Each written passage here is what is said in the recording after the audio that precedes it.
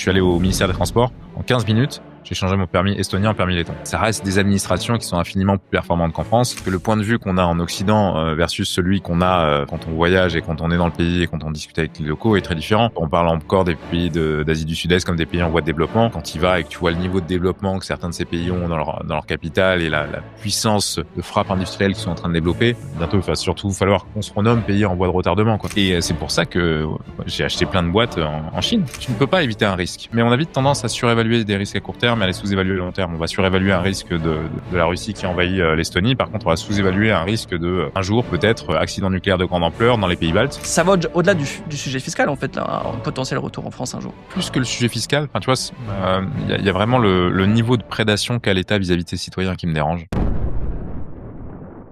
Bonjour Rémi, j'espère que tu vas bien. Rémi, je te présente rapidement, créateur de la chaîne YouTube Parlons Long Terme, titulaire de la certification AMF, Autorité des marchés financiers, entrepreneur, tu fais de la formation, tu fais de logiciels, tu fais plein de choses, tu es investisseur aussi, c'est principalement pour ça qu'on te connaît, je pense, aujourd'hui. Également conseiller en gestion de patrimoine à tes heures perdues. Tu as quitté la France en 2021 et tu es l'auteur de 2 livres, Enseigner l'argent à vos enfants et le dernier en date, surperformer en bourse avec les small caps. Petite fierté déjà parce que ce livre, tu as été un de nos tout premiers clients où on t'a accompagné pour l'auto-éditer, et celui-là, chez Maxima, on voit le logo ici, en maison d'édition. On a créé la nôtre, Jigji, entre-temps, mais malheureusement, tu nous as échappé. Mais ce n'est que partie remise, je l'espère. Comment tu vas, Rémi ? Vous aviez fait du meilleur boulot sur Amazon avec mon premier livre que ce qu'on fait à Maxima, je tiens à le souligner, d'ailleurs. Ah, parce qu'on va pouvoir en parler d'ailleurs, parce que c'est vrai que mine de rien, un livre, on va pouvoir en parler sous le prisme de l'investissement, puisque mine de rien, c'est des revenus non négligeables. On va pouvoir en parler. J'avais une petite question, tiens, d'ailleurs, titulaire de la certification AMF. Est-ce que tu peux nous en parler un tout petit peu? Parce que moi, je t'avoue, je comprends pas toujours tout. Tu vois, on voit souvent ces vidéos d'investissement où les gens nous disent ceci n'est pas un conseil en investissement, je ne peux pas vous conseiller sur telle ou telle chose. Il y a toujours beaucoup de choses. Est-ce que cette certification elle te permet, toi, de faire du conseil en investissement? Alors, à titre personnel, en France, alors qu'est-ce que le conseil en investissement? Donc pour répondre à la question, est-ce que cette certification me permet de faire du conseil en investissement financier en France? La réponse est non, parce que ce certificat te permet juste, finalement, de pouvoir exercer dans des métiers type bancaire assez classique. Mais le certificat CIF, conseiller en investissement financier, c'est encore un autre certificat. Et il te faut aussi être inscrit surtout, et même si tu as ce certificat, c'est pas pour autant que tu as le droit d'exercer, il te faut être inscrit à l'ORIAS. En revanche, on a le droit d'exercer ce métier par le biais de notre cabinet en gestion de fortune, le PLT Family Office aujourd'hui, qui est en France et qui est opéré par notamment pas mal d'anciens banquiers d'affaires d'HSBC qui bossent eh bien avec nous sur cette thématique. Mais moi, à titre personnel, non, et ce n'est pas ce que je fais. En revanche, je peux faire du conseil en gestion de patrimoine indépendant parce que c'est une profession non réglementée. Mais il y a en effet des subtilités qui peuvent coûter des millions d'euros et quelques mois d'emprisonnement. Je suis bien placé pour le savoir. Très bien, merci pour ces éclaircissements. Vous allez voir, hein, dans l'interview, Rémi, c'est quelqu'un de carré et Rémi, c'est un pote avant tout. On s'est rencontrés à Tallinn. Je disais donc, tu as quitté la France en 2021. Toi, ton parcours, école d'ingénieur, t'as fait tes premiers stages, on va dire, dans le cadre de tes études, et après, t'as jamais été salarié, je crois. Tu as été entrepreneur directement et tu as quitté la France très rapidement. Est-ce que tu peux nous parler un petit peu de ton parcours? Ouais, donc Mathieu Matzp, globalement un bac S, Mathieu Matzp, j'arrive dans ce monde de l'école d'ingénieur où j'y vais pour apprendre un métier qui est celui d'ingénieur et que je fantasmais en me disant ça va être un métier bien payé où j'ai le droit d'être créatif. Finalement, je comprends assez vite que c'est ni l'un ni l'autre et je me demande comment faire pour être bien payé, être créatif dans ce monde, et finalement il y avait une réponse qui était celle d'être entrepreneur. Mais statistiquement, ça me paraissait assez peu faisable. Je voyais qu'il y avait quand même un cimetière pour quelques élus, et donc je m'étais un petit peu résolu à l'idée de partir bosser en tant qu'ingénieur, mais plutôt en Suisse, que dis-je, sur Suisse, pour maximiser ma rémunération et placer un maximum en bourse.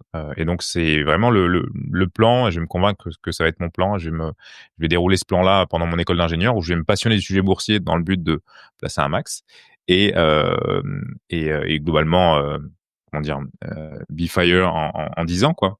Financially Independent Retail Early. Mais finalement, en me passionnant de ce sujet-là, je vois qu'il y a quand même assez peu de sujets à ce moment-là, en 2019-2020, sur le sujet du value investing en France. Et je vais lancer une chaîne YouTube qui s'appelle Parlons long terme, où je vais résumer les livres que je lis sur la thématique, ni plus ni moins. Va y avoir un petit peu de traction et notamment, va y avoir aussi mes collègues chez Philippe Morris International en Suisse, où je fais mon stage de fin d'études en déroulant mon plan, qui vont pas mal me solliciter sur la thématique. Et donc, je me suis dit qu'il y avait peut-être un coup à jouer. Et je vais du coup lancer une newsletter avec cette chaîne YouTube. Je vois qu'il y a de plus en plus de gens qui me sollicitent finalement pour du conseil en gestion de patrimoine indépendant et de la formation. Et à ce moment-là, je vais passer le certificat AMF. Je vais essayer de comprendre un petit peu comment tout ça s'opère. Et je vais prendre un aller simple pour Tallinn, une main devant, une main derrière, pour créer ce cabinet de gestion de patrimoine indépendant et proposer de la valeur sur ce sujet-là, sachant que euh, mon rêve, c'était à ce moment-là de créer un logiciel. L'idée, c'est je pars à Tallinn avec ce fantasme de créer un logiciel parce que finalement, 3 options s'offraient à moi. Soit je le créais en parallèle de cette petite activité que je pouvais faire en parallèle à mon taf en restant en Suisse, soit je partais dans un incubateur parisien, ce qui me paraissait pas pertinent pour devenir entrepreneur et donc apprendre notamment à vendre ce que l'on produit, ou partir à Tallinn parce qu'il y avait un réseau de gens qui savaient entreprendre en ligne. Et vraiment, j'y pars avant tout pour ça, parce que le flux des entrepreneurs du net qui semblaient vivre finalement et avoir passé ce cap de ne plus être dans le cimetière, semblait être à Tallinn. Donc je suis allé là où était le flux de ces entrepreneurs auxquels j'aspirais, enfin en tout cas qui avaient des résultats auxquels j'aspirais plus qu'une apparence. On va pouvoir parler expatriation parce que tu as quitté la France en 2021. On est arrivé quasiment en même temps, je crois, à Tallinn, en Tout à fait. Estonie. Je suis arrivé en Après, avril, on je se crois que tu es souvient de arrivé notre en première mars. rencontre. Ouais, Et depuis, tu as quitté l'Estonie, je crois que c'était l'année dernière, il me semble. ouais, Tu tout as à fait. quitté l'Estonie pour la Lettonie, le pays qui est juste en dessous. Donc ça va être intéressant. Moi, j'y suis resté en Estonie. Toi, tu en es parti. On va pouvoir expliquer pourquoi. Et d'abord, expliquer pourquoi tu as choisi l'Estonie. C'est vrai que tu avais l'opportunité peut-être de lancer ta boîte en France. Tu as tout de suite décidé de partir. C'est vrai que quand on est entrepreneur, un des leviers sur lequel on peut opérer, c'est la fiscalité, mine de rien. Est-ce que ça a été pour toi le gros point de ton expatriation pour entreprendre? Honnêtement, le point numéro un, c'était vraiment clairement la fiscalité, c'était un argument, d'autant plus que, j'avais appris et je comptais développer quand même tout un service sur le sujet du conseil en gestion de patrimoine spécialisé dans le stock picking de small cap, enfin, dans le fait d'investir en bourse dans des petites boîtes. Et donc le fait d'ouvrir une boîte dans un pays où je pouvais réinvestir tous mes bénéfices sans impôt, dans un portefeuille boursier, c'est vrai que ça me plaisait bien. Et le gros argument, c'était, pourquoi est-ce que j'ai choisi Tallinn plus que Malte? À ce moment-là, parce que c'était globalement, j'avais pas les sous pour aller à Dubaï et les entrepreneurs du net étaient à Tallinn ou à Malte, plus qu'au Portugal d'ailleurs, qui a accueilli pas mal de monde plutôt juste après. C'est parce que il y avait plus de monde qui quittait Malte pour aller à Tallinn que l'inverse. Mmh. Et je suis vraiment, j'ai voulu avant tout me rapprocher d'une communauté. Et ça, c'est un point, comment dire, et ce parce que j'ai beaucoup dans mon parcours, j'ai fait un petit peu de sport au haut niveau, euh, j'ai fait pas mal d'internats, etc. Et comment dire, j'ai beaucoup progressé sur beaucoup de sujets en allant toquer à la porte de ceux qui comprenaient des choses que je ne comprenais pas. Et d'ailleurs, même en bourse, ça a été pareil. J'ai eu la chance d'aller toquer à la porte des meilleurs gestionnaires d'Europe et du monde dans la thématique, au culot. Et ça a été vraiment, je dois une grande partie de mon succès au simple fait d'aller toquer à la porte de gens qui juste comprennent des choses que j'ai pas compris. Et je me suis dit que globalement, la meilleure des choses que j'avais à faire, c'était de me rapprocher d'un réseau où il y avait des gens qui avaient compris un truc que j'avais pas compris et de toquer à leur porte. Et c'est ce que j'ai fait en arrivant en Tallinn, en essayant de rencontrer un maximum de monde, en apprenant à fumer le cigare à beaucoup de gens à Tallinn, en échange de quoi ils me donnaient des bons conseils et ce qui m'a permis de bien me développer. C'est vrai que tu es, je pense, dans l'univers de l'entrepreneuriat français, le roi du réseautage, je pense. Je connais personne en francophonie qui réseaute mieux que toi. Et ce qui est important de dire, c'est que, mine de rien, tu parles d'aller chercher les bons conseils à droite à gauche, mais tu es aussi une personne qui donne des conseils. Et quand on parle de l'Estonie, du réseau d'entrepreneurs, moi je parle souvent sur cette chaîne du fait que quand je suis arrivé en Estonie, ça a fait x10 mon business, en fait. Et parce qu'on est entouré de gens qui nous tirent vers le haut, de gens qui sont dans la même mentalité que nous. Et toi, tu fais partie de ces personnes qui non seulement, a l'humilité d'aller chercher des conseils auprès de personnes qui font mieux que toi à l'instant T, mais tu as aussi l'intelligence d'aider les gens qui sont en dessous de toi et tu fais partie des personnes qui m'ont beaucoup aidé, quand je suis arrivé ici, et ça, je tiens à le souligner, tu es un vrai bon gars, là-dessus donc smart et humilité, en vrai, c'est rare d'avoir les 2 et tu les as donc merci Vous pour ça. m'avez aidé aussi et c'est toujours délicat d'être toujours sur le juste, comment dire? Le juste niveau quand on donne des feedbacks. On peut aussi être impertinent, mais bref, en tout cas, il faut donner pour recevoir, c'est évident. Est-ce que ce réseau d'entrepreneurs, il était impossible à trouver en France?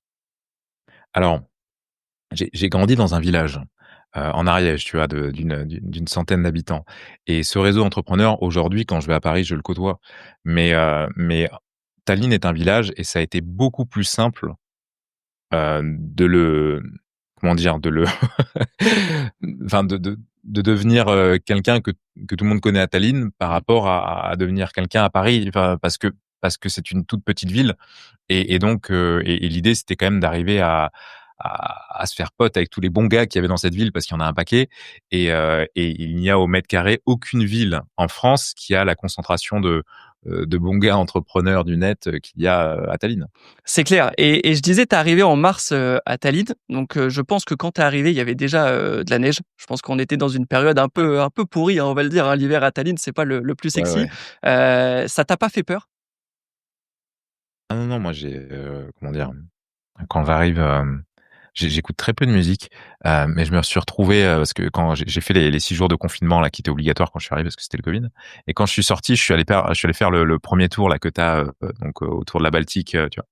En allant quasiment jusqu'à Parnou et je prends une photo et donc j'écoute très peu de musique et je cherche une musique et tu vois, je tape «I started a new life for me» et je tombe sur une musique qui dit et tu vois, qui genre «I started a new life» et vraiment j'ai ce sentiment, très émouvant de démarrer enfin une vie pour moi quand j'arrive à Tallinn et la neige, enfin, il aurait pu neiger, il aurait pu y avoir un incendie. Enfin, j'étais juste, j'en garde un des plus beaux souvenirs de ma vie qui est celui d'avoir démarré, une vie, libre et j'ai jamais été aussi libre que depuis que je suis entrepreneur et jamais aussi heureux. On va parler de ton parcours d'entrepreneur, on va parler de ton parcours, d'investisseur aussi. On va parler du choix de l'Estonie pour l'expatriation parce que c'est vrai, tu le disais, 0 d'impôt sur les sociétés quand tu arrives. Toi, ton idée, c'est quand même de faire de l'entrepreneuriat pour gagner de l'argent, pour le réinvestir et avoir cette idée un peu FIRE comme tu disais, c'est-à-dire, être retraité le plus tôt possible, en vivant de ses revenus, passifs, de ses revenus de ses investissements. Ce qui est important de préciser parce que en entrepreneuriat, on parle souvent d'anticiper les objections. Je vais anticiper aussi les commentaires qui peuvent arriver. C'est vrai que tu t'appelles Rémi de Truchy de Varennes. Si on regarde sur Google, il y a une page Wikipédia au nom de ta famille. Heu, je vois déjà les gens venir de dire, voilà, pour lui, c'est plus simple, c'est plus facile, il est bien né, il vient d'une bonne famille et cetera. Est-ce que tu peux quand même préciser comment tu arrives à Tallinn? Comment tu fais ton parcours toi-même? Parce que tu t'es fait tout seul en vrai. On va parler de ton parcours d'entrepreneur, d'investisseur et de tout ce que tu as construit et tu ne le dois qu'à toi, j'ai envie de dire. Donc si on peut anticiper ces objections et comme ça après on parle vrai. Alors, je sais pas, tu vois, c'est Bourdieu qui parle qui lise, tu vois, les 4 capitaux et tu as le capital économique, mais tu as aussi le capital, social, symbolique, politique, je crois le dernier et si je n'ai pas hérité de capital économique de la part de ma famille et j'ai décidé d'y renoncer complètement sur ce qui pourrait potentiellement m'être transmis parce que je souhaiterais que ce soit plutôt transmis aux autres membres de ma famille qu'à moi. Parce qu'en effet, je souhaitais plus porter mon nom que d'être porté par lui. Ceci étant dit, mon verbe, je le dois à l'éducation que j'ai eue. Heu Symboliquement, ça a été plus simple pour moi que si j'avais un autre patronyme, voilà, sur le marché français dans le secteur dans lequel je me suis développé donc j'ai joué tout de même avec les cartes que j'avais en main. Mmh. Maintenant, en effet, la boîte que j'ai montée, j'ai pas joué sur, enfin, j'ai de la famille en finance, mais ils m'ont tous plutôt dit: «Ne fais pas ça», plutôt que «Fais ça» et le parcours que je me suis construit, je me le suis construit, oui. Moi, ceci étant dit, j'ai joué avec les cartes que j'avais en main, mais on a tous des cartes en main et ne pas jouer avec, c'est ne pas les honorer par rapport à celui qui ne les a pas. Mmh. Très bien dit. Très bien dit. On va pouvoir, rentrer dans le vif du sujet, donc. Le choix de l'Estonie, 0 sur les sociétés, ce qui te permet d'investir. Toi, c'est quoi ta vision de l'entrepreneuriat? Parce que il y en a, c'est faire du cash le plus possible. Il y en a, c'est valoriser sa boîte pour la revendre. Toi, c'est vraiment une vision investisseur. Quelle est ta vision d'entrepreneuriat par rapport à ça?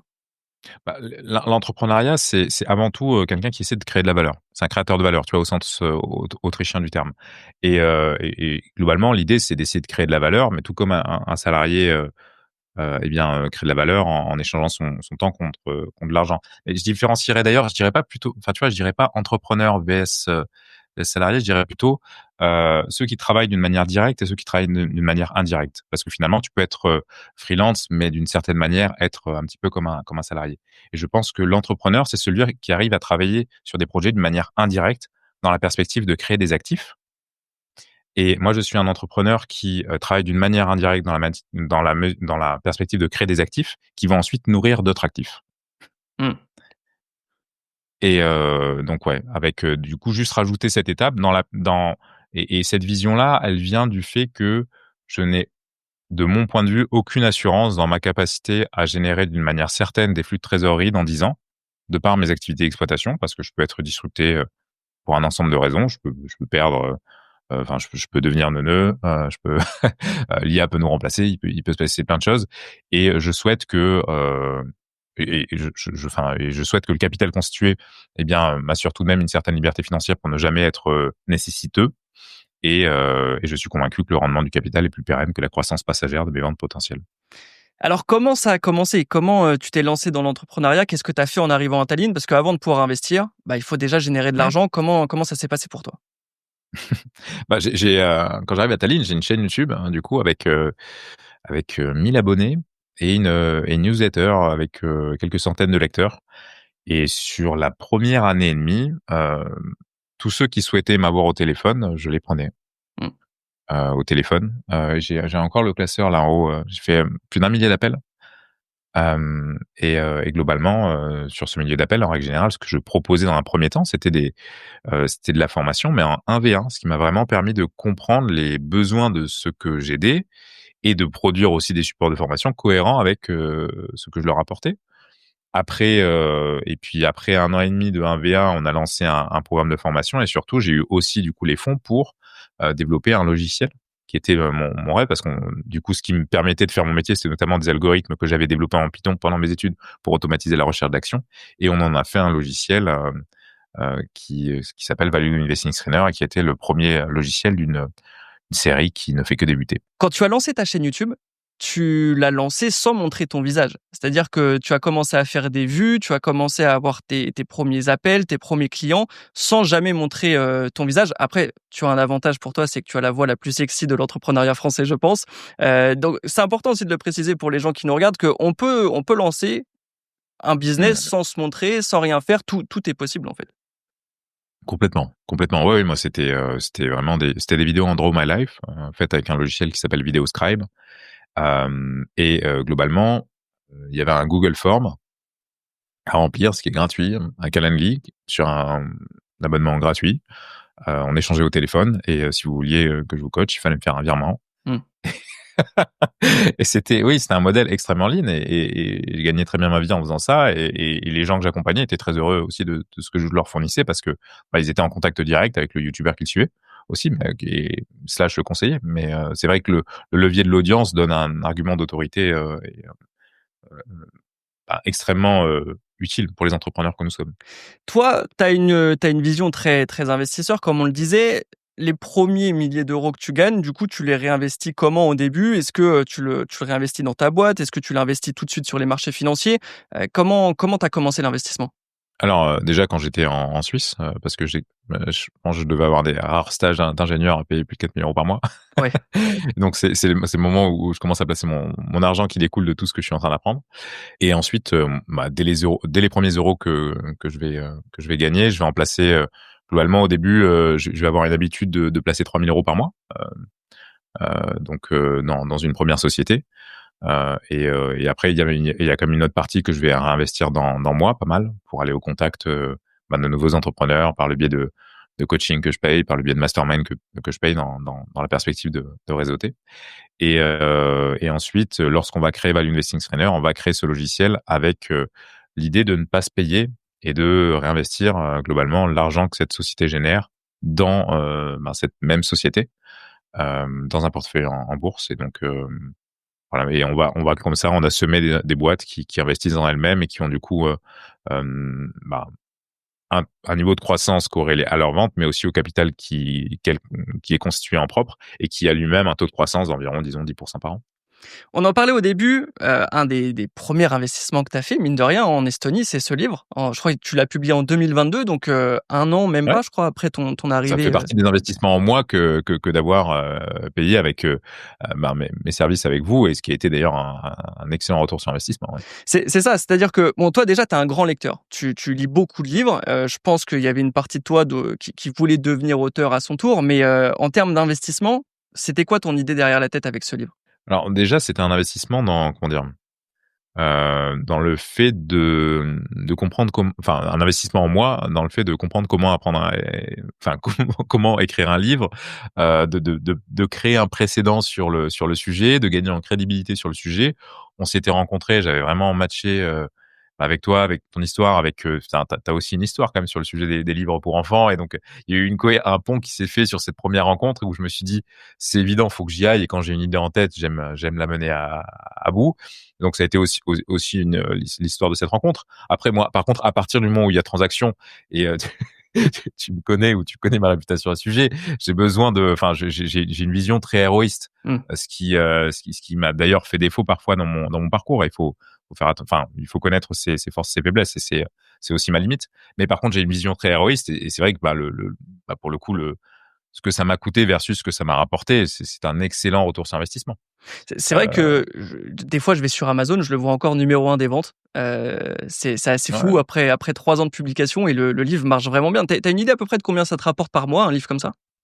Je crois qu'il doit me rapporter 500 € par mois. Ouais, Entre en 300 et 500 € par mois en automatique depuis longtemps, ouais. ouais, tu fais pas de publicité particulière, tu parles pas H24, c'est assez J'en passif. parle plus du tout, enfin, c'est vraiment, j'en parle pas, j'ai même, j'arrive plus, enfin, la pub Amazon, il y a eu un souci avec le paiement, donc je fais même plus de pub sur Amazon, et ça continue à vendre.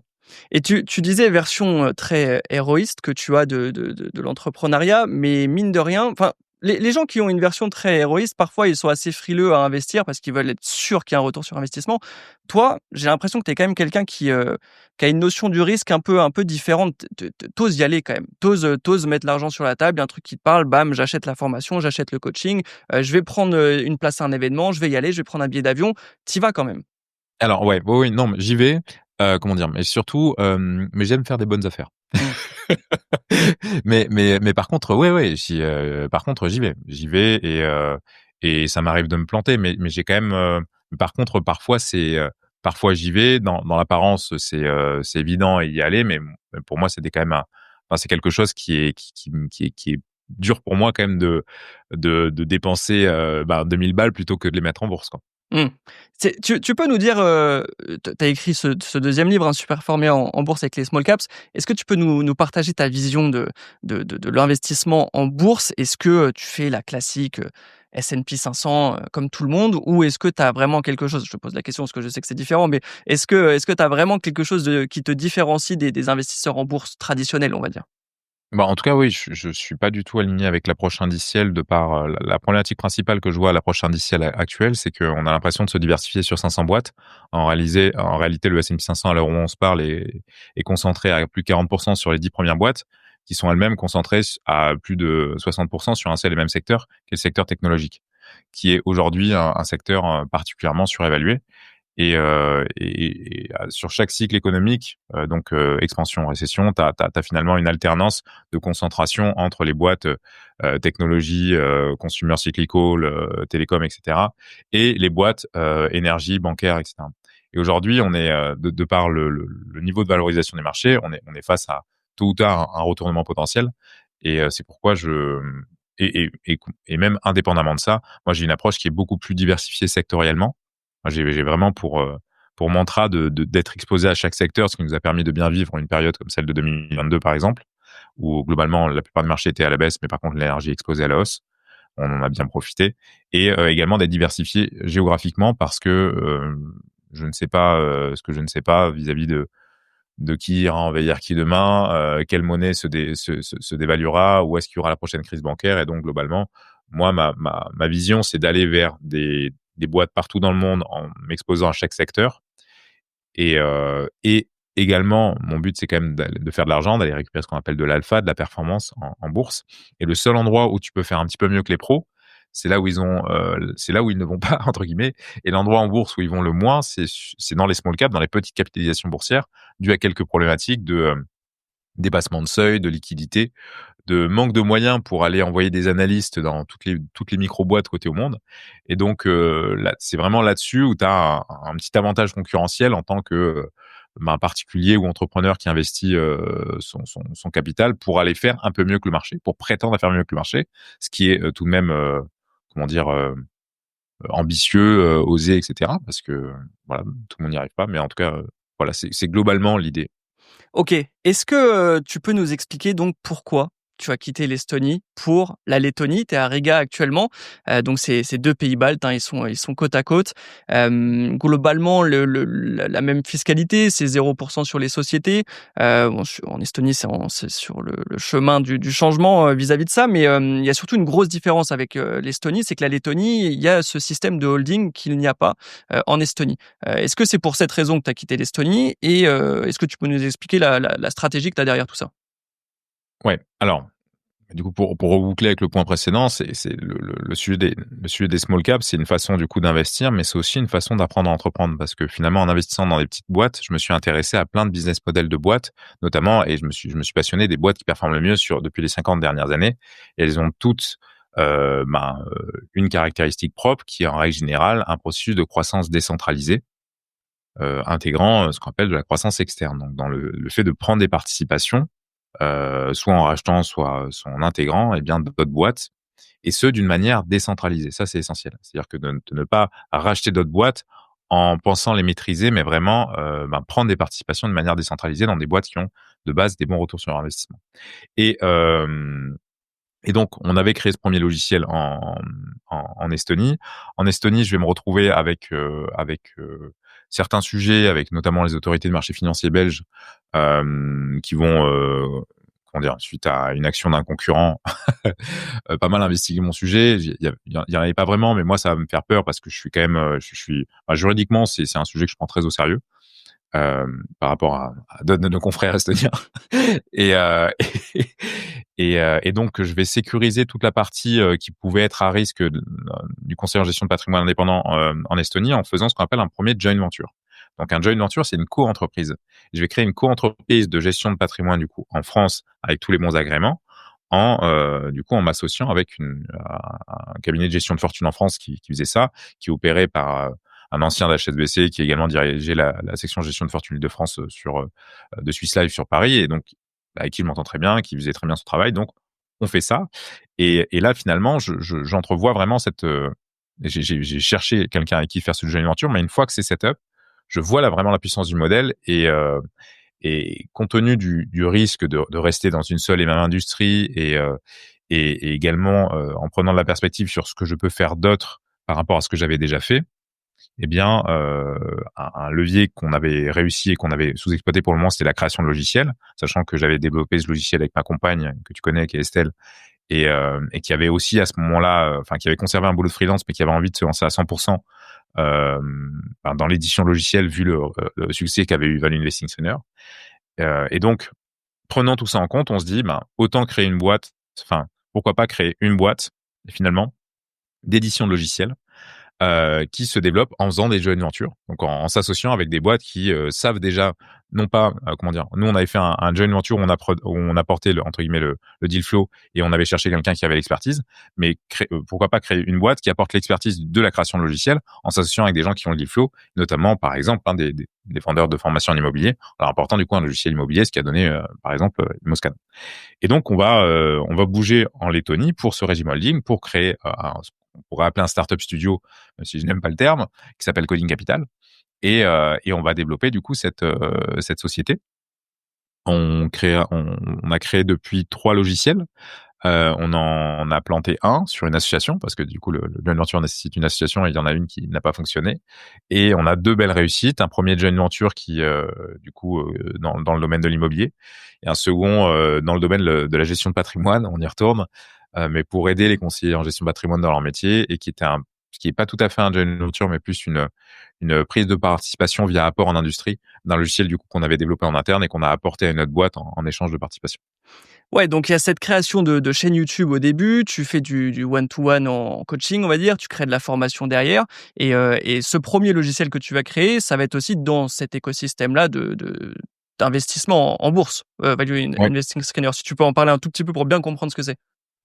Ah oui, donc Value Investing Screener, donc indépendamment de Cody Capital, donc on retourne à Sony, c'est le premier logiciel qu'on crée, qui est un logiciel qui permet d'analyser 100% des sociétés cotées au monde sur la base de leurs états financiers. C'est-à-dire on va aller chercher, enfin, c'est très simple sur le logiciel de trouver, eh bien, les quelques boîtes qui au monde, eh bien, nous versent 20% de dividendes, ne sont que très peu endettées et qu'on achète pas plus de 3 fois ses bénéfices. OK. Ça, on lance un bouton et on trouve les boîtes associées. On a toute la lecture simplifiée de leur rapport annuel, bundle avec des éléments de formation si on n'a pas l'habitude de lire ce genre de documents. Et donc tes 1ers clients, ce sont les personnes qui te suivent sur ta chaîne YouTube et cetera, quoi? Ouais, Et ouais, OK, et donc de ce premier succès, c'est là que tu te dis: «OK, les logiciels, ça marche bien, je vais en faire d'autres» et ouais, qui vont être totalement différents de ton domaine d'activité premier. ouais, ça va être une décision de couple, hein, mais ouais, ouais. Ouais. Tu peux nous expliquer comment ça s'est passé? Parce que c'est vrai que ça peut faire peur un peu parfois de se dire: «Tiens, j'ai fait» on en connaît beaucoup des infopreneurs qui ont lancé des formations, qui créent du contenu, qui ont vendu des formations. Ça marche bien et ils ont un peu ce sentiment que ça y est, ils ont tout compris au business. C'est-à-dire qu'ils peuvent lancer n'importe quoi, vu qu'ils ont lancé et vendu 3 formations, ils vont réussir, tout et souvent on voit des changements et ça marche pas. Ça marche pas forcément. Toi, tout ce que tu as fait jusqu'à maintenant a fonctionné, si ce n'est, comme tu disais, peut-être, une Non, association qui s'est plantée, on en mais a planté une, et on en a planté une parce que, comment dire? Hem Bah, sur une problématique, d'associés qui comment dire? Justement, qui amenaient sur la table des choses qu'ils n'ont pas été en mesure de délivrer, parce qu'ils pensaient pouvoir le délivrer de par ce qu'ils avaient fait avant, mais ça ne correspondait pas à leur track record.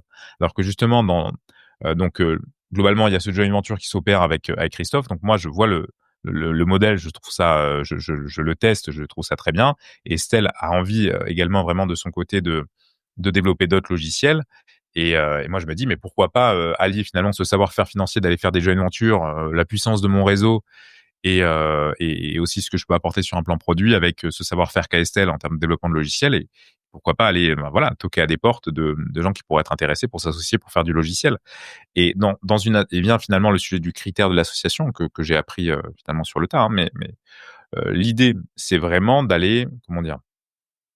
Déjà d'arriver avec une solution, hem, sur laquelle il y a déjà des concurrents. Donc ne pas créer un logiciel, qui n'existe pas. Créer un logiciel sur lequel il y a déjà des concurrents. Tu peux éventuellement apporter un petit peu d'innovation sur le business model. Nous on a une formule qui marche bien et on l'itère, mais pas beaucoup plus. Et ensuite, il faut chercher des associés et finalement, qu'est-ce que le bon associé? Si ce n'est quelqu'un qui a le track record de, ce sur quoi tu souhaites avoir de la performance. Et lorsqu'on trouve Jean et Julien, ils ont plus de 100 transactions à leur actif. Ils sont très sympas. J'étais dans leur mastermind, j'avais été client de leur mastermind. Jean et Julien d'Imorenta donc qui, Petit Moranta, font de la ouais. formation immobilière. Donc très pertinent sur leur sujet, performant. Ils ont déjà fait ils ont fait jusqu'à 10 millions d'euros de vente de formation immobilier. Donc faire un webinaire, à 50 000 balles, bah, c'est quelque chose enfin, en fait, c'est quelque chose sur lequel ils ont un précédent et c'est très, comment dire? Tu ne peux pas dans une association, tu ne dois pas baser, tes perspectives de succès sur quelque chose supérieur à ce que la personne a déjà réussi à faire. Mmh. Globalement, tu auras un résultat soit enfin, tu auras enfin, benchmark le potentiel du gain par rapport à ce que la personne a déjà fait, ni plus ni moins. Et nous, en fait, sur cette base-là, on savait que la formule marchait bien, on savait après les taux de conversion qu'on pouvait avoir. On s'associait avec, des gens qui savaient opérer des webinaires, qui l'avaient fait et qui savaient le refaire. Et on a eu aussi une stratégie de développement en affiliation qu'on savait qu'on pouvait reproduire également dans cette niche. Donc on a déployé et ça a été ça a été un coup de fusil qui a très bien marché, ouais. Mmh. Ouais et c'est pour ça que toi, tu as quand même une vision différente. Tu as vraiment une vision presque plus investisseur qu'entrepreneur parce que quand tu fais ces associations, tu investis sur des projets, tu investis sur des humains, en fait, finalement et plus que de l'entrepreneuriat pur où tu es tout seul dans ta boîte et tu prends toutes les décisions. Il y a finalement très peu de risques, oui, dans la démarche qu'on opère parce que je connais le taux de conversion moyen du funnel qu'on va déployer. On s'associe avec des gens qui ont déjà une base mail. Mmh. Selon les deals, on va prendre un upfront en plus départ. Et oui, on n'a pas une démarche qui est très risquée. Ouais, mais parce que, Value Investing Screener, ce qui est intéressant aussi, c'est que toi, tu as une démarche assez différente de tout ce qui se fait dans le monde du logiciel, dans le monde du SaaS, c'est-à-dire un un coût par abonnement, par mois, par an qui n'est pas forcément très élevé. Toi, tu as fait un one time offer directement, assez élevé et ça faisait partie aussi de ta stratégie pour, accumuler du cash flow pour le réinvestir derrière. Tout à fait. Comment tu as pris cette décision de lancer un logiciel et de te dire: «Bon, je vais pas le vendre 10 balles par mois, je vais le vendre 1 000 €, terminé et on prend le cash»? Alors honnêtement, au tout début, c'est de l'intuition et ensuite, lorsqu'on l'a refait, c'était rationnel. OK. Donc on peut dire que c'était une intuition rationnelle. Ouais, donc il y a un premier test et on voit si ça prend ou pas, quoi. Il y a un premier test, d'une offre, enfin qui finalement qui était inspiré d'une offre qui m'avait vraiment marqué le logiciel, qui était celle de Thrivecart, Ouais. que vraiment que je trouvais la VSL, le produit, enfin tout me plaisait. C'était le modèle économique de Thrivecart C'est et en il y gros, avait, c'est une app qui permet de faire des pages de paiement, hein, c'est ça? ouais, tout à Ouais. fait. Dont je suis client.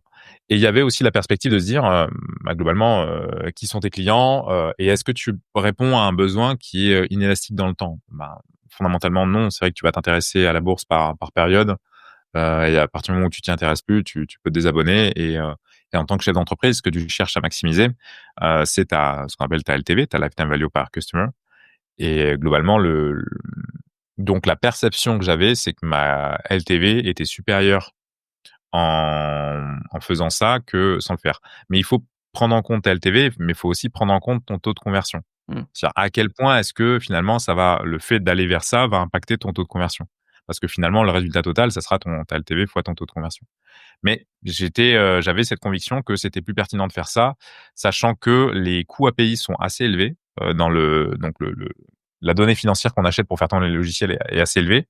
Et je me dis, et donc j'avais ce couteau un petit peu sous la gorge et j'ai un autre ami qui a un SaaS exactement dans le même domaine qui aujourd'hui a justement cette problématique-là parce que sur du long terme, son taux d'abonnement diminue, mais ses coûts restent fixes et assez importants. On parle de quasiment 10 000 € par mois. Hein.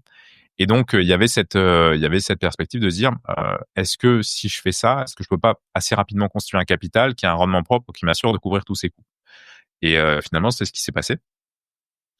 Et enfin nous on a tiré les coups vers le bas, tu me connais. Je me suis même fait j'ai fait des propositions de rachat aux aux propriétaires de l'API qu'on paye, sachant que c'est une API qui génère des dizaines de millions, ce qui m'a permis de l'avoir au téléphone Mmh. pour négocier le prix. Mais ça, c'est génial parce que c'est vrai que toi, tu as une stratégie quand tu veux approcher quelqu'un qui paraît inatteignable, tu te dis: «Je vais le racheter» et comme ça, il est obligé de répondre à ce mail, il est forcément Ouais. curieux et la personne répond. C'est quand même exceptionnel. Le roi du réseautage. Alec est meilleur qu'on connaît tous les 2, je trouve. Il est Mais bon, Alec, il est bon. Alec est meilleur en réseautage. Mais j'essaye de voilà, de lui ressembler sur ce point. Et ensuite, ce qui s'est passé, c'est que lorsqu'on a lancé Value Investing Trainer, on a benchmarké aussi le marché. Et en benchmarkant le marché, on avait notamment le concurrent le mieux établi vend par abonnement. Mmh.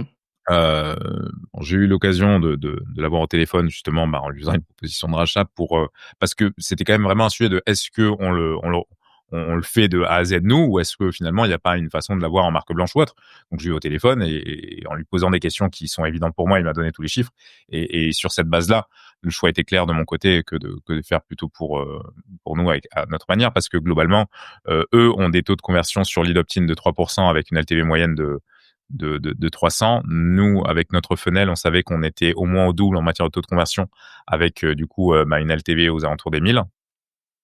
Et le fait est qu'à la fin de l'histoire, on était plus au début avec un taux de conversion de 11 et une LTV à 1002. Donc globalement, quand eux rentrent 1000 leads, ils font 9000 €, nous on en faisait plus de 140 000. Donc c'était Mmh.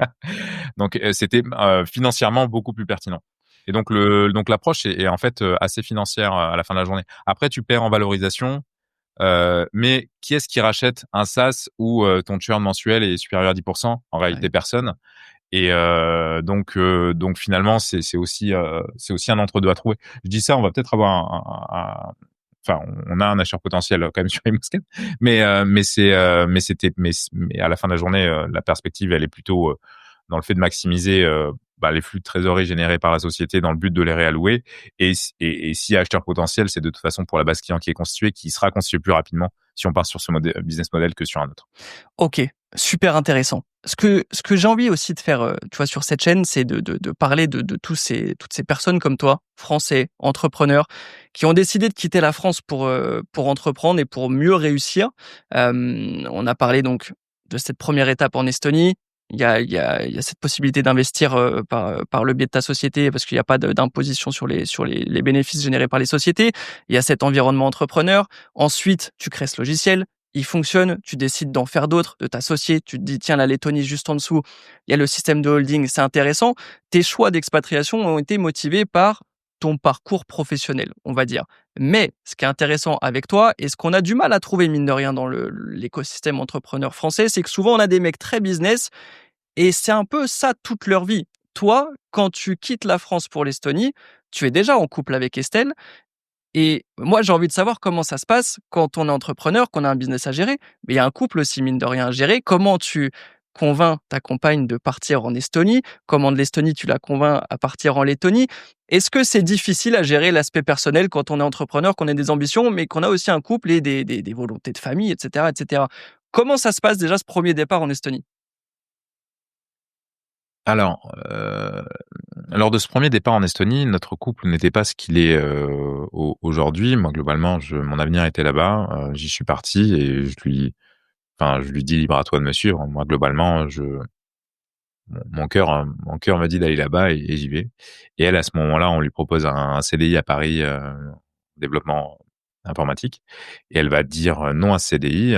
Elle va demander finalement si ce CDI ne peut pas plutôt être un contrat de freelancing, Mmh. ce qu'ils vont accepter.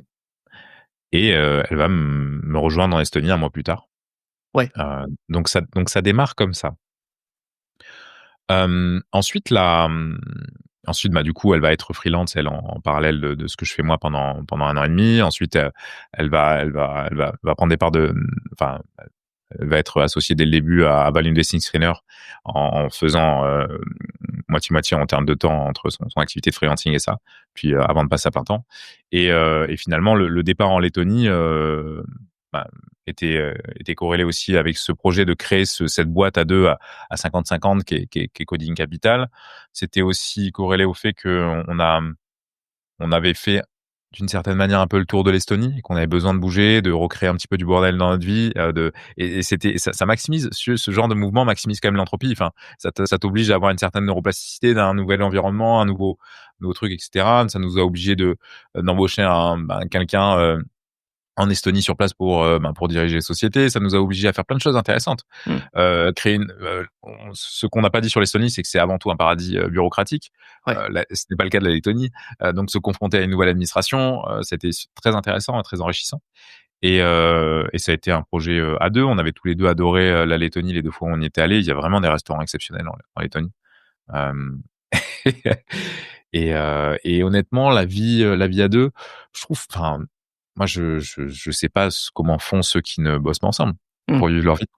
Non, mais dans le sens où, tu vois, enfin, on est dans une situation proche vis-à-vis de ça. On a la chance d'avoir nos compagnes avec nous quand on voyage, quand on va prendre un café, quand on va se coucher, quand on se lève. Enfin, moi, j'ai plein d'amis qui partent finalement, tu vois, sur des missions toute la semaine, qui rentrent le Ouais. week-end. Ils ont finalement le temps passé avec leur compagne est assez faible, alors que nous, on a cette chance de passer beaucoup de temps ensemble. Moi, je suis très heureux de passer beaucoup de temps avec Estelle. Et plus j'en place, mieux je me porte. Et après, on a aussi des profils qui sont très complémentaires. On est sur des métiers où on se marche pas du tout dessus. Mmh. Les tâches sont très bien définies. Elle a une confiance absolue dans ma manière de faire du business qui est très singulière, mais en même temps, il y a pas une seule manière de faire du business qui se ressemble. Et moi, j'ai une confiance absolue dans sa manière de développer les produits qu'elle peut développer à la vitesse à laquelle elle les développe. De toute façon, c'est difficilement concurrençable.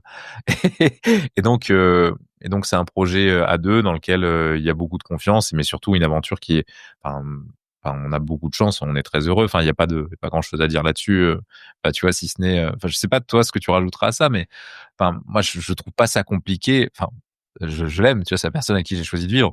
Que ce que je trouverais compliqué, c'est de pas être capable de passer ces journées ensemble. Si tu veux. Je suis pareil et c'est vrai que moi je passe mon temps avec Marion du matin au soir. On a toujours habité ensemble, on fait tout ensemble, les voyages et cetera. Moi, j'ai même des potes entrepreneurs, ils partent en vacances avec leurs potes. C'est-à-dire qu'ils se font des voyages à l'autre bout du monde, sans leurs copines et c'est vrai que moi je préfère tout partager avec Marion. Mais je te posais aussi la question parce que sur le plan professionnel, tout match. Mais est-ce que sur le plan personnel, il y a eu un petit souci d'intégration au début, d'installation à la vie estonienne? Parce que c'est vrai que toi, tu arrives avec ton idée d'entreprendre. Elle avait un CDI en fait de base qu'elle transforme en freelancing, mais ça Ouais. reste quand même un CDI à distance, on va dire.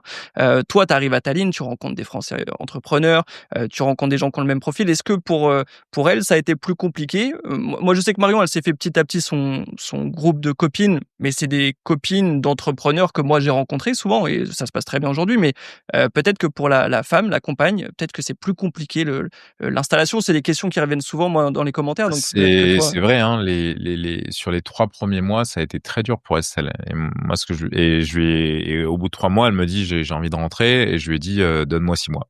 OK. Et parce que je voulais valider au moins 6 mois de présence sur le sol Ouais, estonien pour la fiscalité.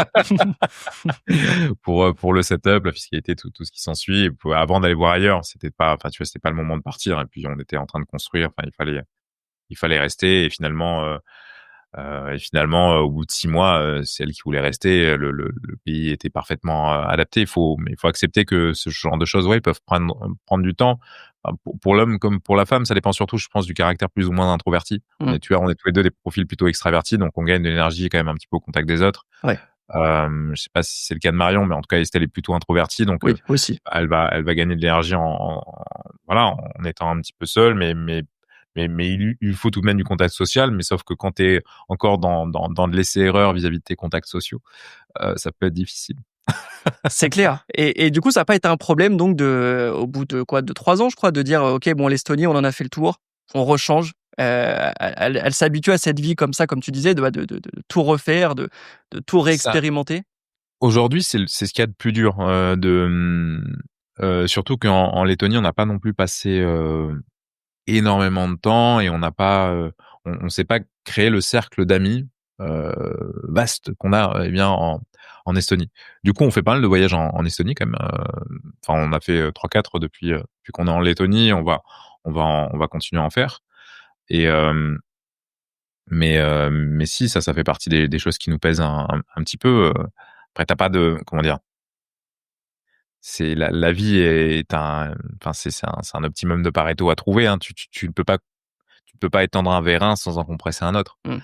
Et ouais, ça c'est la problématique, parce que vraiment en Estonie, on y a trouvé des gens hem, qui nous ressemblent sur beaucoup de points, qui ont des projets de famille, qui se posent des questions éducatives, mais qui sont aussi, en règle générale, si tu en Estonie, c'est que tu es plutôt dans une dynamique de plutôt long terme, d'investir dans ta société, et d'apprécier aussi la paix qu'il y a dans cette ville-là par rapport à d'autres environnements beaucoup plus exigeants à tout point de vue.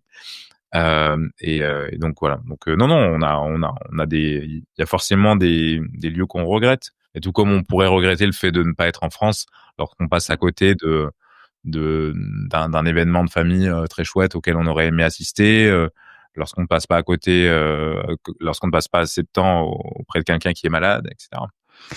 Et au niveau de la qualité de vie à Riga, est-ce que c'est aussi bien qu'à Tallinn? Est-ce que c'est aussi facile? Tu parlais aussi de l'administration. En Estonie, tout est très simple, tout peut se faire en anglais aussi. Est-ce que ça parle aussi bien anglais à Riga? Est-ce qu'on peut faire tout ce qui est administratif en anglais?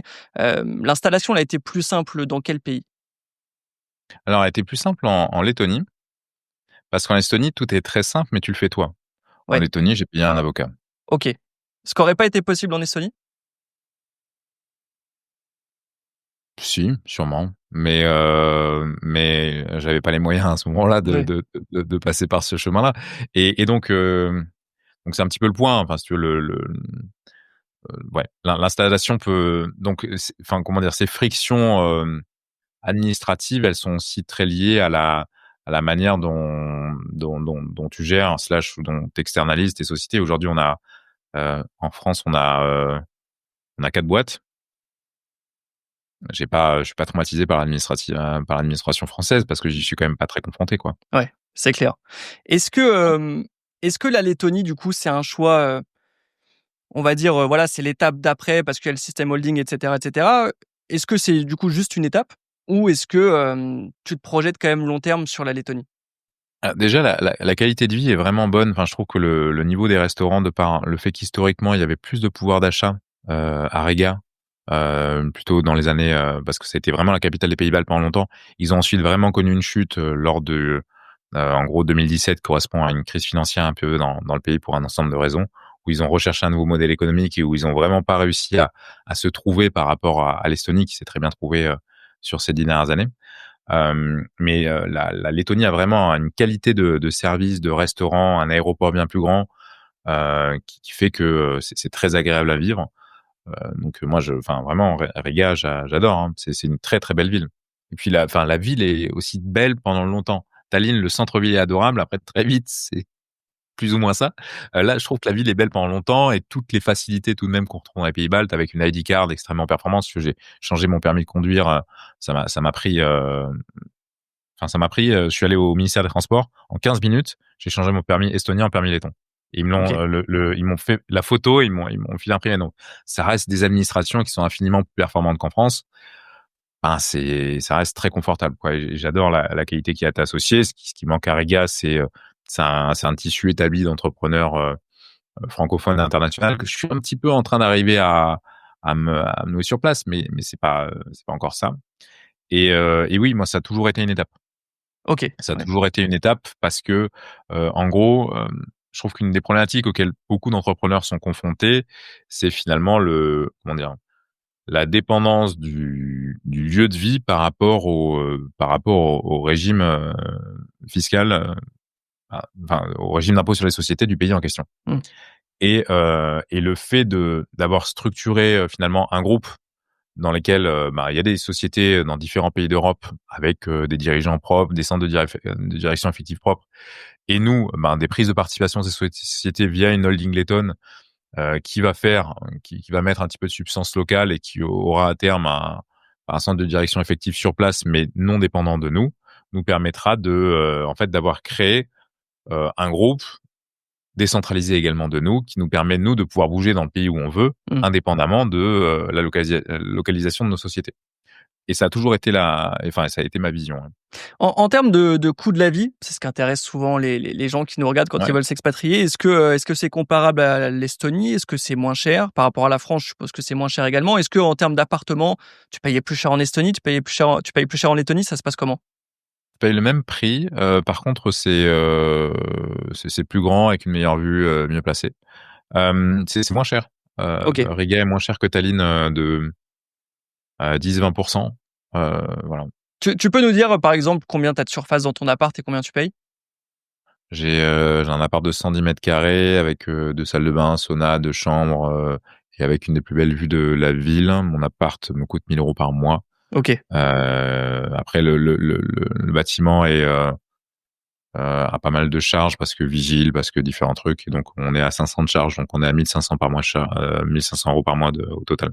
OK. Pour 110 mètres carrés, très bien placé, enfin je veux dire, dans une capitale, voilà. Vous avez pas d'impôt sur les sociétés et aussi ce qu'on dit pas assez sur les Pays-Bas, parce que souvent on dit 20% d'impôt sur les dividendes, mais c'est faux. C'est en gros, c'est 20% d'IS. Ouais, Les reporter, pays, ouais. l'Estonie et la Lettonie, n'imposent pas leurs résidents sur le dividende qu'ils perçoivent à titre personnel. Mmh. Et moi, je possède, aussi, des boîtes à titre perso et j'ai 0% de dividendes, sur les dividendes qui me remontent dans ma poche. Donc, de ce point de vue-là, c'est quand même, enfin, je trouve ça très peu cher payé en termes de loyer et même, qualité de vie, tout ce que tu veux pour tout ce que tu as. L'aéroport est vraiment aussi, plus grand pour voyager pas mal. Ouais, parce que c'est vrai que nous, souvent en Estonie, on prend, Air Baltic. Air Baltic, c'est laiton, je crois. Ouais, tout à fait. Donc, ouais, il y a sûrement plus de vols au départ de T'en as Riga. 2 fois plus. T'as environ 60 vols en direct depuis Tallinn, t'en as 120 depuis Riga. OK, il y a des destinations comme ça en direct où c'est très simple? Il y a des Paris-Riga, je suppose? Il y a peut-être des T'en as 2 Riga-Dubaï? fois par jour. Des OK, Paris-Riga, tu as 2 fois par jour, Riga-Dubaï, bien sûr. Je me suis retrouvé à aller voir un client un jour à Bourgas, tu vois, en Bulgarie, station balnéaire de Bulgarie, et j'avais un direct. mmh. Tu des, enfin, ouais, des directs, tu en as plein, ouais. Et est-ce que la ville est plus développée? Il y a plus d'infrastructures que Tallinn, à Riga? Non, je dirais que le niveau de développement et en termes de qualité est supérieur à Tallinn qu'à Riga. Ouais, Riga, enfin, tu as plein d'infrastructures, j'en sais rien, enfin, tram, tout ce que tu veux, mais le, mais Tallinn est de plus en plus très neuf, mmh, ce qui n'est pas le cas de Riga. Par contre, Riga a tout un en plus de son centre-ville, a tout un quartier Art Nouveau, par exemple, qui est magnifique. ouais, OK. Je n'ai pas encore fait Riga et il faut que je le fasse. Bah, il faut enfin, tu nous envoies un message et qu'on planifie ça. Ça vaut vraiment enfin, ça nous fera Ouais. vraiment plaisir de vous faire visiter. Il y a de très, très beaux lieux, à faire et puis c'est des tu as également Jurmala qui est la petite station balnéaire, hem, à côté de Riga qui est «l'ancien Saint-Tropez» entre guillemets de l'URSS OK. et qui est magnifique et ce qui faisait aussi la enfin, comment dire? Ce qui a poussé aussi, l'attractivité de Riga de par, bah, les capitaux qui étaient attirés à Jurmala, qui est juste à côté. Question que je pose à chaque personne qui vit en Estonie et qui fait partie, moi, de mes inquiétudes. Est-ce que tu as un avis sur la situation géopolitique? Est-ce que la guerre te fait peur? C'est vrai que moi, quand il y a eu la guerre qui a commencé avec l'Ukraine, Ukraine-Russie, j'avais reçu pas mal de messages à l'époque de gens qui disent: «Ouais, est-ce que ça te fait pas peur avec l'Estonie, nanani nanana?» Ça me faisait pas peur. Maintenant, en 2025, c'est vrai que c'est de plus en plus inquiétant de se dire qu'on est à la frontière avec la Russie. Est-ce que toi, ça te fait peur de vivre à côté de la Russie dans un contexte qui, en ce moment, est plutôt vers une montée de tension? Honnêtement, non, non, non. Non, enfin, je suis complètement apolitique. Je suis allé en Russie, pour voyager il y a moins de 2 ans. Et je me méfie beaucoup de ce qu'on nous présente comme étant des tensions. Si tu veux, quand on nous a parlé là de ça a fait la une partout en France, c'est-à-dire nulle part dans les pays baltes que, des avions avaient survolé l'Estonie. Enfin, globalement, tu avais des avions qui partaient de Saint-Pétersbourg pour rejoindre Kaliningrad. Il y a plus de 300 îles en Estonie qui recouvrent la mer Baltique, donc forcément, si tu as un avion de chasse qui, bah, dans son horizon de vol, à un moment donné, survole une île, on dira: «L'avion a survolé l'Estonie» et c'est ce qui s'est passé. Mais il Mmh. n'a pas survolé l'Estonie en mode, stratégie de chasse. Globalement, tu as un avion qui est parti de Saint-Pétersbourg pour aller à Kaliningrad, quoi. Les Et le gouvernement estonien a quand même réagi. Est-ce qu'il a déclenché l'article 4 de l'OTAN? C'était aussi dans un contexte où il y avait des drones un petit peu partout dans tous les pays européens, donc ça va peut-être un petit peu plus loin que ça, mais effectivement, c'est vrai que ça a pas survolé l'Estonie directement. Mais ça fait partie d'un contexte qui fait réagir, quoi, forcément. et en même temps, quand tu lis des bouquins d'histoire sur la Seconde Guerre mondiale, l'attitude que j'ai, vis-à-vis de ça, bah, beaucoup l'avaient en 38-39 en se disant: «Non, non, il se passera rien» et cetera. Mmh. Donc, enfin, moi, vraiment, comment dire? Je considère vraiment que ce n'est pas un enfin, je ne considère pas ça comme un risque, pour ma personne. Mes capitaux sont diversifiés et j'ai des comptes en banque, dans pas mal de pays. Donc globalement, si, il y a une guerre en Estonie et que, tu peux plus retirer ton cash comme ça a été le cas en Ukraine, lors des enfin, je veux dire, il y a des conséquences quand même, Mmh. financières généralement dans ce genre de cas. Bah, enfin, moi, je suis baqué, face à ce genre de risque. En revanche,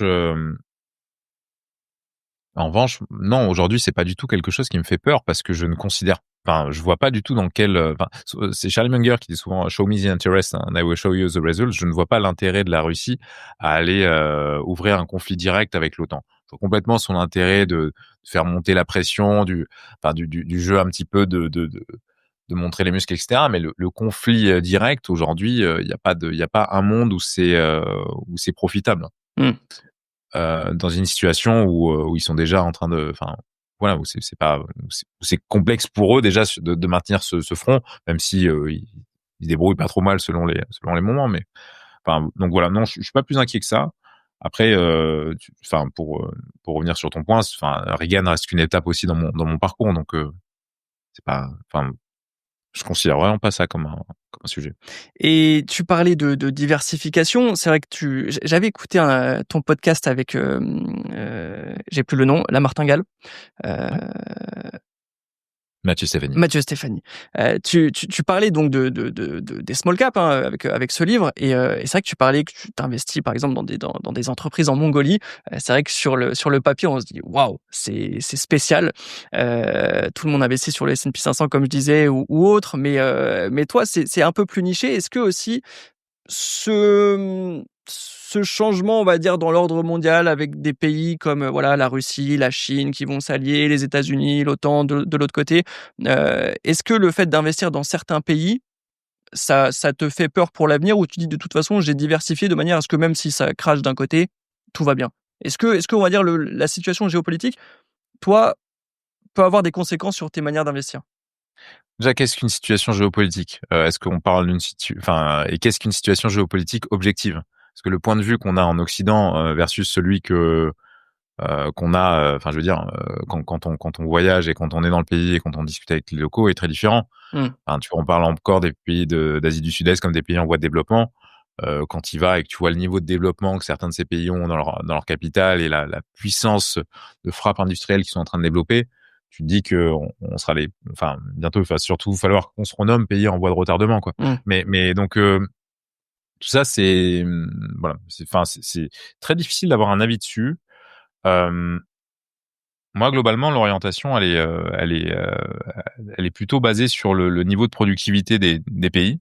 Ouais. C'est-à-dire, à quel point est-ce qu'ils produisent de la valeur ajoutée et à quel point est-ce que je les achète peu cher par rapport à ce qu'ils produisent. Et c'est pour ça que j'ai acheté plein de boîtes en Chine, Ouais. à Singapour, aussi plein. Enfin, on a une bonne partie de notre portefeuille en Pologne, en Indonésie, mais après on surconcentre pas. En fait, tu ne peux pas éviter un risque. Mmh.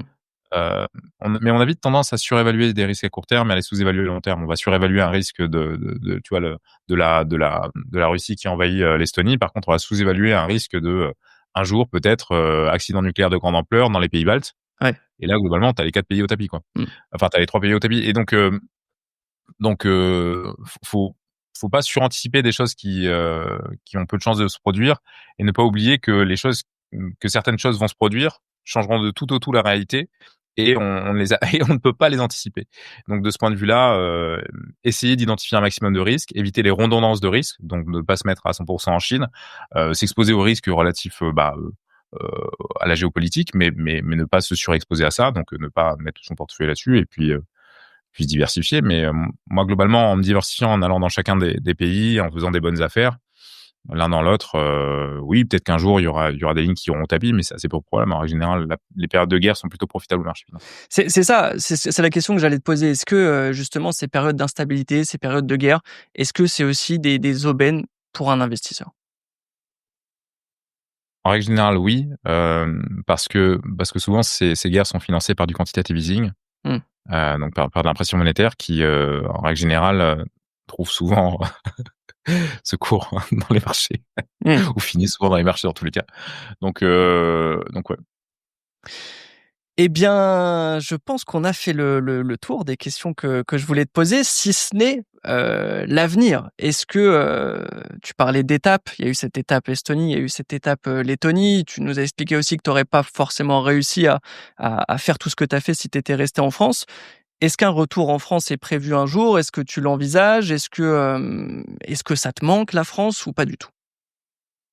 Alors, la France vraiment ne me manque pas. J'ai l'occasion d'y aller, quand même, un petit peu parce que je donne des chroniques sur BFM maintenant C'est vrai que tu es chroniqueur sur BFM Business.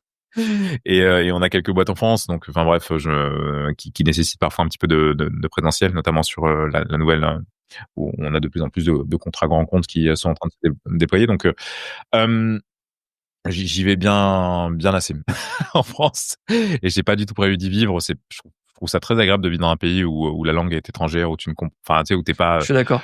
soumis au brouhaha de conversations que tu comprendrais. Mais tu sais que Heu, d'ailleurs, moi, à chaque fois que je prends l'avion et que je rentre en France, le premier truc qui me choque le cerveau, c'est tu sais d'entendre les gens parler autour et de comprendre. ouais, ouais, tout à fait et c'est très agréable, je trouve, ouais, d'être dans un pays où tu comprends pas la langue donc non, j'ai pas prévu de rentrer en France. Heu, peut-être un petit peu plus de proximité avec la France dans un temps où j'aurais des enfants, petits, ça me plairait. De ce point de vue-là, l'Andorre est un sujet. Ouais. Parce que belle communauté, parce que c'est dans les Pyrénées, j'ai grandi aussi dans les Pyrénées. Il y a pas mal de choses qui cochent pas mal de cases. Après, ce sera très certainement également une étape, Mmh. avant autre chose, selon, les opportunités, selon la manière dont ça se développe, selon la manière dont aussi, comment dire? Les choses vont, hein, géopolitiquement et cetera, parce qu'en effet, enfin, comment dire? Je considère pas que, enfin, rien ne me fait peur, vis-à-vis de ce qui se passe actuellement. En revanche, s'il se passe quelque chose, je pense qu'on fait partie des gens les plus, comment dire? Efficaces pour réagir rapidement Ouais. et qui ont le plus de possibilités finalement et de cordes à leur arc pour, ben, finalement prendre un aller simple pour l'Argentine si besoin, quoi. Mmh. Parce que c'est intéressant, tu vois? Tu parles d'expatriation en Estonie, 0% d'impôt effectivement sur les sociétés. Lettonie, pareil, mais avec le système de holding. Tu envisages potentiellement, une étape après en Andorre, qui est aussi une zone intéressante fiscalement. Ouais. Donc on se dit, bah, forcément, ouais, il va là où c'est le plus intéressant pour lui fiscalement. Mais on peut aussi, te répondre, «Oui, mais en France, il y a des niches fiscales. En France, tu pourrais réussir à ne pas payer d'impôts» et cetera. Donc moi, j'ai l'impression qu'il y a quand même un truc qui va au-delà de la fiscalité et pour anticiper encore une fois les objections qu'on peut avoir en commentaire, ça va au-delà du sujet fiscal en fait, là, un potentiel retour en France un jour. Ah oui, oui, complètement. Moi, j'ai pas du tout, moi, c'est plus que le sujet fiscal, enfin, tu vois, il y a vraiment le niveau de prédation qu'a l'État vis-à-vis de ses citoyens qui me dérange. Mmh, Et ça, bien évidemment, lorsque tu es entrepreneur, mais même là, tu vois, le fait d'imposer l'école obligatoire aux enfants dès l'âge de 3 ans, mmh, c'est sorti en octobre, enfin, je trouve ça complètement débile. ouais. Enfin, il y a plein de choses qui ne me vont pas du tout dans le niveau de prédation qu'a l'État sur ses citoyens, dans le niveau d'asservissement qu'ont ses citoyens par rapport à l'État. Dans cette, après, on est, comment dire? On hérite de 200 de 2000 ans de monarchie. Globalement, ceux qui n'étaient pas convaincus de ça se sont barrés. Donc globalement, le patrimoine génétique ambiant en France, est composé de gens qui ont intrinsèquement, heu, accepté, d'être régis par un monarque et globalement, attendent tout d'un monarque et c'est encore le cas aujourd'hui en France Mmh. et dans la manière dont notre structure politique est créée et j'avoue que moi je n'adhère pas avec ça et je ne veux pas, vivre et faire grandir des enfants dans un pays, qui leur infuserait cette doctrine-là avec des profs communistes et cetera. Enfin, c'est pas du tout mon truc, quoi. D'ailleurs, je termine juste par un petit sujet d'actu, parce que j'aimerais bien avoir ton avis, parce qu'en vrai, tu es Ouais. concerné directement en tant qu'investisseur. L'attaque Zuckman, tu en penses quoi?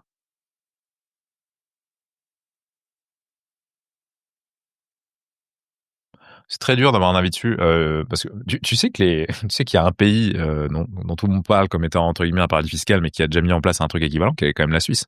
Ouais. Et la notion de taxe Zuckman, telle que c'est proposé, dans l'état, enfin tel que ça a été proposé, c'est débile parce que, il y a plein de problématiques de comment est-ce que tu évalues les boîtes, est-ce qu'elles sont liquides et cetera. Mais dans un pourcentage plus raisonné de la manière dont la Suisse, l'a fait par exemple, il y a, dans la manière dont l'impôt sur la fortune était constitué avant, il y a, il y a quelque chose qui est pertinent si tant est que, comment dire? Si tant est que le pays aille bien, c'est-à-dire que ce soit fait en Suisse dans la manière dont le pays est géré, qu'il y ait une forme de contrat social où c'est cohérent, je veux bien, mais par contre, en fait, la taxe Zuckman comme réponse au déficit budgétaire actuel français, complètement débile. La vraie problématique, c'est que globalement, à partir du moment où on a sombré entre guillemets dans le keynésianisme dans les années 30, et à partir même du moment entre guillemets où l'impôt sur l'individu arrive en 1914, le niveau de taxe n'a fait que grimper jusqu'à atteindre son paroxysme dans les années, en gros, 70, où le taux de prélèvement obligatoire sur les sociétés dépassait les 60%, sur l'individu, après pareil, et où l'État était boulimique, où le niveau de corruption était à son paroxysme, peut-être qu'il l'atteint, sous Mitterrand.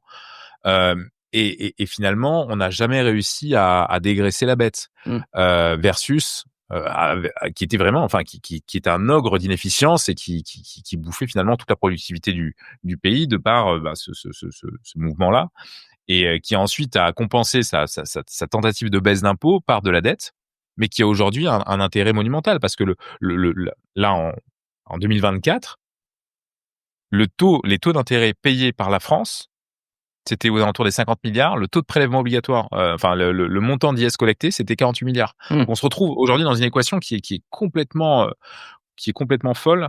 Et la taxe Zuckman n'est pas une réponse à ça. Ça peut être quelque chose de pertinent dans une réflexion d'un vivre ensemble économique s'il y a un contrat social et si voilà, c'est proposé. Enfin, je ne dis pas que c'est impertinent et il y a des arguments enfin, voilà, pour réfléchir à sa mise en place qui sont intéressants et que la Suisse a très, très certainement bien réfléchi.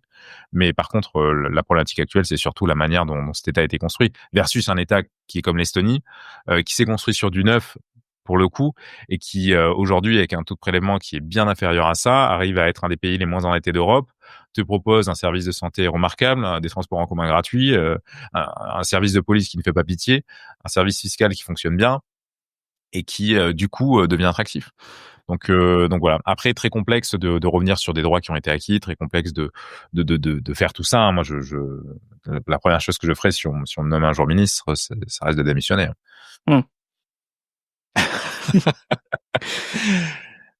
L'ambition française. Ouais, effectivement, beaucoup de. Je pense que le résumé, c'est le contrat social. Je pense que le taux d'imposition, c'est pas un sujet si ce qu'il y a derrière est correct pour tout le monde. Et toi, qu'en penses-tu? Moi, je pense qu'effectivement, il y a beaucoup de conditions qui devraient être mises en place pour appliquer cette loi et que ça rajouterait une taxe supplémentaire aux nombreuses qu'il y a déjà et ça rajouterait encore plus de lois à ce qu'il y a déjà. Donc, je suis pas sûr qu'on aille dans la bonne direction, même si effectivement, si l'idée c'est un vivre ensemble où les plus riches payent pour les plus démunis, il y a aucun souci. Mais il faut qu'il y ait un minimum de retour, c'est vrai, en termes de sécurité, en termes d'hôpitaux, d'écoles, etc. Et ça va pas dans le bon sens. Et on a quand même plus l'impression de devoir juste régler ce problème de dette, plus que ce problème global de société qu'on a en France. As-tu approfondi un petit peu le sujet des cités-États et des États-réseaux? Un peu. T'as un avis là-dessus? Non, pas encore. Il faut que je continue à l'approfondir, mais très heureux je serais heureux d'en discuter, surtout par rapport à ce que vous construisez familialement, etc., quand vous passerez à Riga. Ouais, j'ai beaucoup d'idées là-dessus. J'en parlais encore hier avec mon petit frère qui s'est expatrié aussi en Estonie. Mais ça fera le sujet d'une prochaine vidéo sûrement. Ça fait plus d'1 heure qu'on est ensemble. Merci à toi Rémi pour avoir répondu à toutes ces questions, pour le temps que tu nous as confié. C'est vrai que tu donnes beaucoup de temps.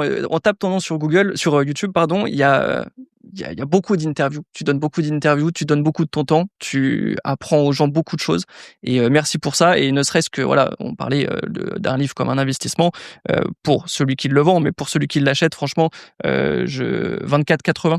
24,80, ce qu'on apprend là-dedans, c'est des choses qu'on voit pas partout. Donc, merci pour toute la valeur que tu partages. Merci à toi pour l'invitation. Je suis toujours ravi de prendre le mic. Est-ce qu'on peut mettre en place un petit code promo pour Value Investing Screener pour les spectateurs ou pas? Est-ce que c'est possible? Ouais. Je gratte ça Bien en sûr, direct, attention. bien sûr. Écoute, je créerai un petit code promo surprise qu'ils découvriront avec en nom Clément. Parfait. Et, Ça s'affiche sur l'écran. Toutes les infos s'accordera sur le niveau du montant, enfin sur le montant de réduction juste après. On va dealer ça et je vous affiche tout sur l'écran et dans la description. Où est-ce qu'on peut te retrouver? Ta chaîne YouTube Parlons Long Terme, t'as ton compte LinkedIn aussi. LinkedIn, ouais, tout à fait. Ouais, un site internet. Bref, je mettrai tout en description. Tu m'enverras tout. Et c'était un plaisir de t'avoir. J'espère qu'on aura l'occasion de se voir à Riga prochainement et je te tiens au courant là-dessus. Yes. Merci à toi, Rémi. Encore merci Clément. Ciao.